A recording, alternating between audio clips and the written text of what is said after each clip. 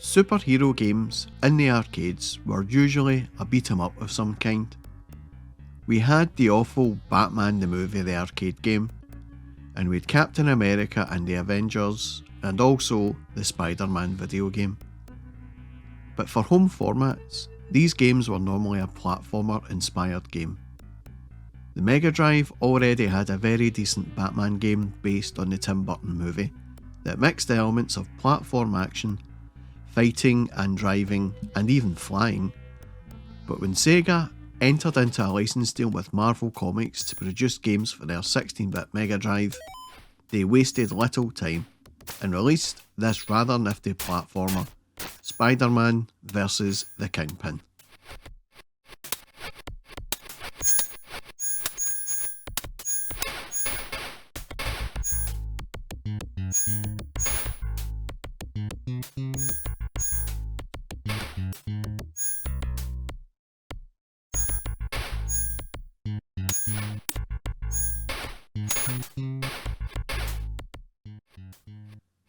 You control Spider-Man as he battles various supervillains such as Dr. Octopus, Sandman, the Lizard, Hobgoblin, Electro and Venom. To obtain the keys needed to disarm a nuclear bomb that the Kingpin has not only framed Spider-Man for stealing, but plans to detonate within 24 hours. In the middle of the game, Spider-Man's girlfriend, Mary Jane Watson, is also kidnapped by Venom. This is a Mega Drive version and was released in 1991. It was widely popular with comic book fans, helping to establish the success of the 16-bit Mega Drive system. Critics noted that the game had superior graphics, sound, and faithfully recreated the characters for the video game universe, even allowing the player to take pictures of the major and minor enemies in the video game to sell at the Daily Bugle to earn money to buy more web fluid. The additional Ultra Hard challenge was a fight with Venom at the end of each round, before reaching the actual boss. In addition to Venom, there are also many other popular Spider-Man villains that the player would have to fight, such as Dr. Octopus, Lizard, Sandman and the Hobgoblin. Being a big Spider-Man fan from when I was a small boy, I couldn't wait to get my hands on this game. I managed to do a Part X for it, which cost me £7 and a game. I think it might have been Super Real Basketball I traded in, and I have to say, it was a very wise move. The magazines of the time had described it as a sort of Shinobi game, but with strategy elements. So being a massive Shinobi fan as well, this game was bound to be good, and it was excellent in just about each department. The visuals on Spidey are good, but there does seem to be a little colour fuzz emanating from his head when he walks about, but visually it's Spider-Man, and I thought he looked damn close to the comics of the time. The animation on the crawl and web crawl are really good, sensational in fact, and the detail is all there. It would have been so easy to just have Spidey have black eyes, but you can see the black outline and the white eye shield very clearly, and then when he crawls up a wall, you can see the spider symbol on his back, just like the comics.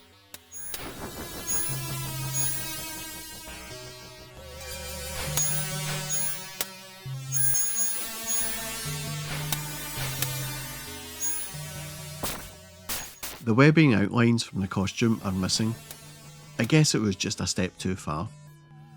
The villains do look generic, but I don't really care about that at all, as the bosses look outstanding. The Lizard, Sandman, Electro, Venom, Doc Ock. You can't really disagree, these look fantastic. Probably the best they have looked on any home system up to this point. The backgrounds are incredibly basic, but you know what? The backgrounds in the comics were pretty basic as well, and I think this style of basic visual was used to capture the look and feel of the comic. The visuals in between the levels is like something lifted straight out of the comic. Just look at these. I personally think they look awesome, just like the comic in fact. The sound is a little bit disappointing, but that's only because some of the sound effects are weak sounding. But the music is very good, very atmospheric, and some levels have this ominous sound to them. And the music used whenever the Kingpin broadcasts is spot on, in my opinion.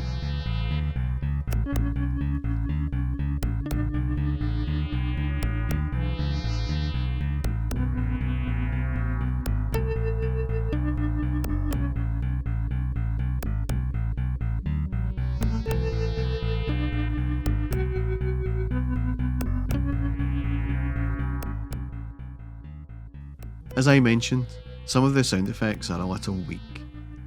The electricity bolts just sound generic, and the sound when Spidey kicks sounds like somebody tearing a wet paper bag. The funniest sound has to be when the webbing connects with an enemy, as this sounds like a popping fart. I love the gameplay on this game, and I always have done. It may be a little biased as I grew up as a Spider-Man fan. As a young boy, I watched the cartoons of Spider-Man and his amazing friends, even the live-action TV show with Nick Hammond as Spider-Man. I bought the comics from time to time when I could, and I would get Spider-Man annuals for Christmas. So the only thing missing from all of that was a decent Spider-Man game, and this game filled that void.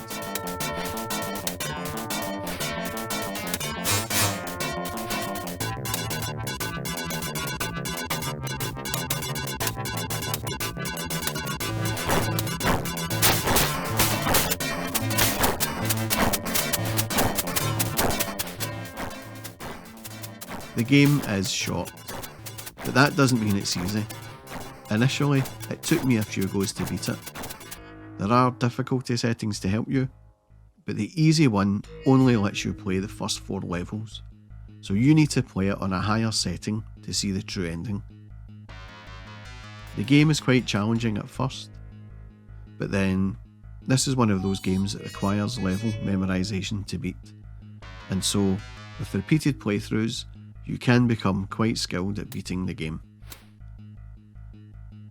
To progress through the game, you need to defeat the supervillains and take their keys to the bomb, and once you have all the keys, you make your way to where the Kingpin has stored the bomb. You need to go through this boss gauntlet before you defuse it. Then you have to save Mary Jane by defeating the Kingpin, and then the game ends. This is a game that appealed very much to me, given I was a fan, and I think non-Spidey fans loved it as well. According to Sega of America, 2/3 of all Genesis owners owned this game, and that was enough for Marvel to be convinced not to cancel their deal with Sega. But that pretty much all changed years later when Capcom started doing Marvel games. See my video for The Punisher to see how Capcom dealt with Marvel licenses.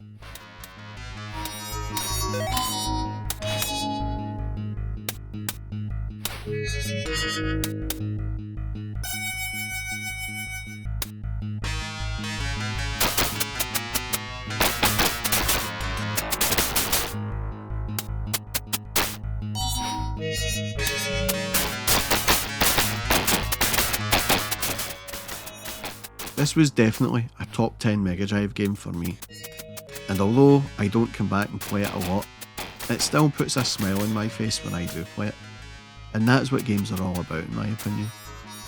Have a go for yourself if you haven't played it already. And that was my look back at Spider-Man vs. the Kingpin on the Mega Drive. If you like this video, then please do give me a sub and a thumbs up, or maybe even a comment or two below about your memories of Spider-Man on the Mega Drive. And that's all from me, folks. Thanks for watching.